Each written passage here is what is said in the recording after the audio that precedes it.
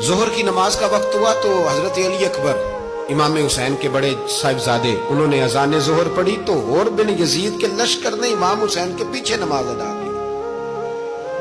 कहा भाई तुम मुकाबले में आए हो, नमाज पीछे पढ़ते हो? कहा हुजूर मुकाबला तो तलवारों से कर रहे हैं पर हमारा दिल तो मानता है ना कि मुस्तफा का नवासा बड़ी शान वाला है। हुर बिन यजीद ने 3 नमाजें लश्कर समेत इमाम हुसैन के पीछे पढ़ी हैं, 3 नमाजें, जोहर असर और मगरिब। फिर इमाम हुसैन के सामने शराइत पेश की कि आपको यहाँ घेर लिया गया है, यहाँ आप बैत करेंगे, यहाँ आप जंग करेंगे, 2 ही बातें। इमाम हुसैन ने फरमाया नहीं भाई बैत तो मैं नहीं करता, इसके अलावा तुम जो कहते हो मैं करने को तैयार हूं। उसने खत लिखा, उबैदुल्लाह इब्ने ज़ियाद को एक बंदा दौड़ाया पीछे, कूफे चंद मील पे कूफा था। कहा वो नहीं मान रहे, क्या करना है? तो हुसैन इब्ने अली है, मैं ज्यादा देर उन्हें रोक भी नहीं सकता। उन्होंने पैगाम दिया हुर बिन यजीद को कि करना कुछ भी नहीं, उनका पानी बंद कर दो, ब्लैकमेल करो, खाना पानी नहीं मिलेगा, छोटे छोटे बच्चे हैं, खुद ही मान जाएंगे। हजरत इमाम अली मकाम के बारे में हुर के पास जब ये पैगाम आया तो हुर कहने लगा मेरी तबीयत नहीं मानती हुसैन पर पानी बंद करो, दिल नहीं मानता। जब ये लफ्ज कहे ना दोबारा तो फिर उबैदुल्लाह इब्ने ज़ियाद ने अमर बिन साद को 10,000 आदमी दे के भेजा। का हुर बिन यजीद लचक दिखा रहा है हुसैन के हक में। एक रे का इलाका था, बड़ी वहां फसल होती थी, लोग कोशिश करते थे वहां का गवर्नर बनने की कोशिश करते थे। तो उबैदुल्लाह इब्ने ज़ियाद कहने लगा तुम्हें रे की गवर्नरी मिलेगी, सबसे सरसब्द शादाब इलाका, तुम्हें वहां का गवर्नर बनाया जाएगा अगर हुसैन के खिलाफ लड़ोगे। ये इतनी जबरदस्त होती है गवर्नरियां कि गवर्नरियों के लिए लोग नस्ल रसूल के खिलाफ भी निकल आते हैं।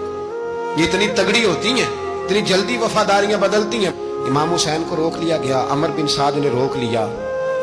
यकम मुहर्रम को इमाम आए, 7 मुहर्रम तक रोका गया, 7 मुहर्रम को पानी बंद कर दिया। जानवर पानी पीते थे, घोड़े पीते थे, कुत्ते पीते थे, लेकिन मुस्तफा के घराने को पानी पीने की इजाजत 3 दिन तक पानी बंद रहा। 9 मुहर्रम को अमर बिन साद ने और लोग बुलाए।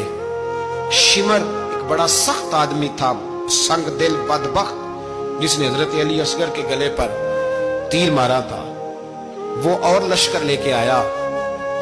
रात को कहने लगा इमाम हुसैन रज़ी अल्लाह तआला अन्हु से कि बस बड़ा हो गया, ये 9-10 मुहर्रम की दरमियानी रात, यहाँ आप जंग करेंगे या आप बैत करेंगे, 2 ही बातें। इमाम हुसैन अंदर गए, सैयदा ज़ैनब से मशवरा किया, बाहर आए, फरमाया बात वही है जो पहले दिन वाली है। ओ भाई बच्चे साथ हो, सहरा का इलाका हो, तपती हुई रेत हो, इतने कठिन और सख्त हालात, चारों जानब मौत ही मौत, दूर दूर तक अपनों का नामो निशान कोई नहीं, और अकेले फैसला करने वाले इमाम हुसैन, बाकी सारे बच्चे हैं या औरतें, सारे बड़े अकेले।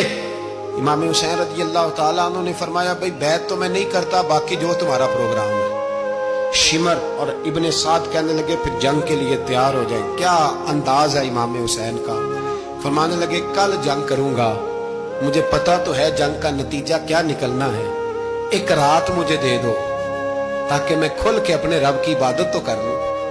हुसैन ने जाना है, मुझे पता है कल रिजल्ट 72 और 22,000 का क्या, एक रात मुझे दो, मैं मालिक से राज न्याज तो करूं। मैं गोया उससे पूछूं तो सही कि मालिक मेरे वालिद भी शहीद हैं, भाई भी शहीद हैं, नाना को भी दुखों में देखा है, तो अब मेरी बारी है तो मालिक मैं हाजिर हूं, मुझे मौका तो दो, इसलिए कि मेरे नाना ने बदर में भी सारी रात इबादत की थी, सुबह मुझे मौका दो। और दुनिया का उसूल है जब कोई मौका मांगता है तो दिया जाता है। ये दोनों कहने लगे कोई मौका नहीं। हुर बिन यजीद पीछे से बोला, कहने लगा नहीं बदतमीजी ना करो, हुसैन को मौका दो, तुम्हें देना पड़ेगा। मौका दिया। हुर बिन यजीद ने फिर मिन्नत की, कहा हुजूर आप मेहरबानी करें मान जाएं। फरमाया मानने वाला खाता कोई नहीं। फरमाया मानने वाला खाता, बोलिए मानने वाला खाता, ये बड़ा मुश्किल काम है भाई। जमीर का सौदा अब तो आम हो गया, बाजार लगते हैं, रेट लगते हैं, अपनी अपनी चाहतों पे लोगों ने अपने अपने अंदाज सजाए हुए। कोई आदमी बस अच्छे तरीके से नाम ले ले तो बस हम उसके पीछे चल जाते हैं। अब तो आम हो गया ये मामला। इमाम हुसैन ने फरमाया हो ही नहीं सकता, मुमकिन ही नहीं है। सारी रात इबादत में गुजरी, रियाजत में गुजरी। तहज्जुद का वक्त हुआ तो घर वालों को बुलाया, फरमाया देखना तुम्हारी सी की आवाज ना बाहर आए, खबरदार सी की आवाज ना आए।